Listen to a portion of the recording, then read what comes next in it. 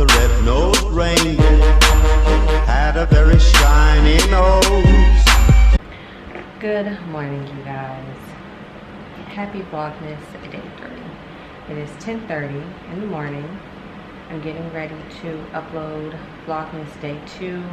It's already been edited and everything. I just have to upload it. So we're about to do that right now.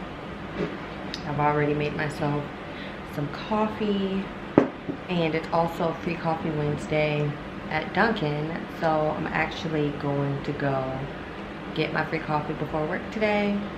So I have a lot of Vlogmas videos that I need to watch, and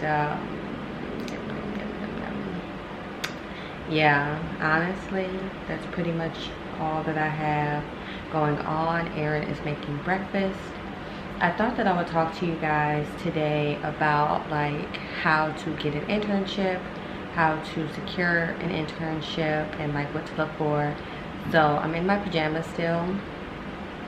So yeah, I thought I would talk about that. So let me get this video up and ready and all of that, and then I'll come back and talk to you guys a little bit about internships and how to get one. Okay, I literally have you guys like propped up on a candle that I kind of left burning all night because I forgot and I fell asleep earlier than I wanted to. But yeah, I thought I would talk to you guys about like internships and how to get one, what to do, what to look for, blah blah blah. So the first thing you want to look for or think about is the population that you want to work with. That will kind of help you narrow down sites that you want to reach out to, and think about what you want to do in the future. So internship sites are pretty much like potential job offers, so you want to treat them as such. You don't want to do your internship at a place that you know you're going to hate, because if they offer you a job position, I mean, of course you can turn down a job position at a place that you love, but it's kind of like you want to do your internship somewhere where you could see yourself working, with the population that you want to work with, you know, whatever. You might also want to check with your school and see if they allow you to do your internship at that specific site. I know my school has a list of places that they would prefer us to not do our internship at because of like supervisor issues, just like minor things like that, poor communication, blah, blah, blah. So look into that as well. And after you figured out what population you want to work with, look into different sites. I would say try not to make it too far from home in terms of distance. My internship site is about 20 minutes from my house. I personally would not do somewhere that is an hour away, but obviously if you live in like a smaller town and that's kind of your only option, then you're kind of limited there. But I personally like to stay close to home, so that way after a long day I can come home and decompress, and I don't have to like drive very far. If you like driving, I guess that doesn't really matter, but I don't like driving, so that's an issue for me. But yeah, so just start researching different places that meet your needs. Look on their website, look at like their population and the kind of therapy that they provide, if you're going for therapy or just whatever services they provide. I also look on job websites like Indeed, Monster, Glassdoor, and I not only look at the reviews of employees, I look at their Google reviews from like past clients, or I'm more so thinking of therapy, but I guess like this could work for anyone. Just kind of look at their Google reviews. Also look at their salary for this position that you would potentially want to be in. Like I said, these are potential jobs after graduation, so you kind of want to know what you're going to get yourself into. So I always look at salary. Of course that could change depending on experience and blah blah blah, and whoever is hiring you, but you want to kind of get a baseline, so you know automatically like if they offer you a job position after graduation, you know if you're going to turn it down because the salary is not where you want it to be, or if you are going to accept because you genuinely liked your internship experience and they are offering you a great salary. So Once you have compiled a list, I've applied to a few places. Once you've compiled a list, now it is time for you to reach out to those people. Some places have like a form you can fill out on their website for interns. Sometimes you have to find the person who's in charge of student placement or something like that, and you have to send them an email. So when you're sending an email, you're going to want to include your resume. So make sure your resume is up to date. Make sure that it is nice and clean and presentable, and you want to send it over. So what I include in those emails to the internship sites is my name, obviously. You know, say, hey, my name is Kayla. I am a clinical mental health counseling student at insert my school. I am currently looking for placement for my internship. This is the date that I start my internship.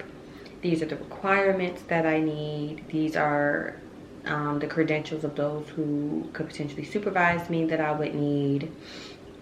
And then you want to say I've attached my resume to this email. I look forward to hearing from you, and then sign your name. So that's kind of how I outlined my email to the site that I'm at now, and obviously I'm there. I got it.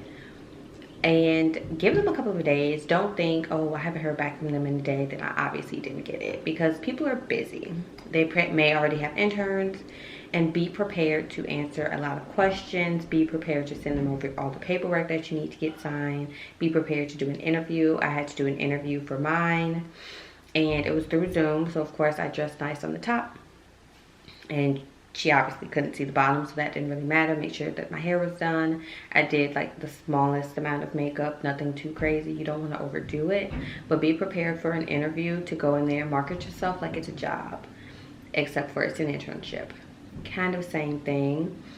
And just making sure everything is up to date. Like I said, making sure your resume is up to date, making sure that the paperwork that you will need to get signed and turned in is up to date, making sure that your information is up to date, knowing what schedule you are looking for, knowing what your professors and your program is looking for, knowing what you're looking for, your population, what you want to do.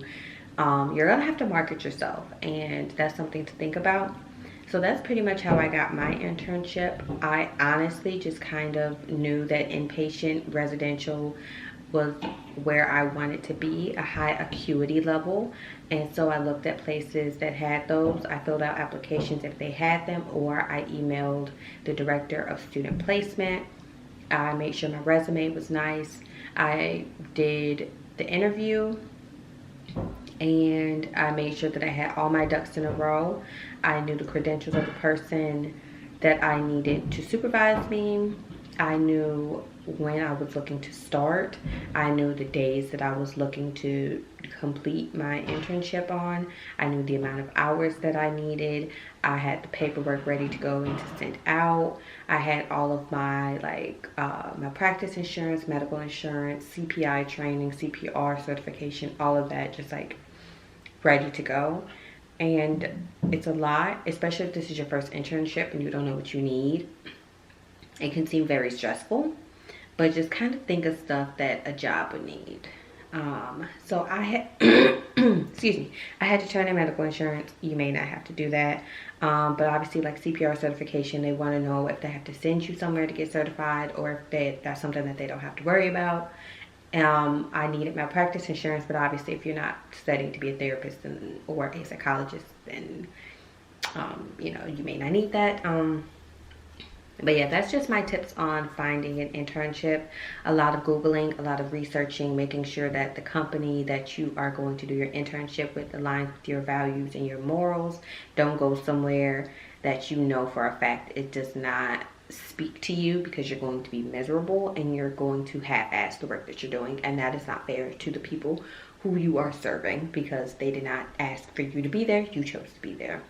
So yeah, if you guys have any other questions, feel free to DM me, feel free to leave a comment, whatever.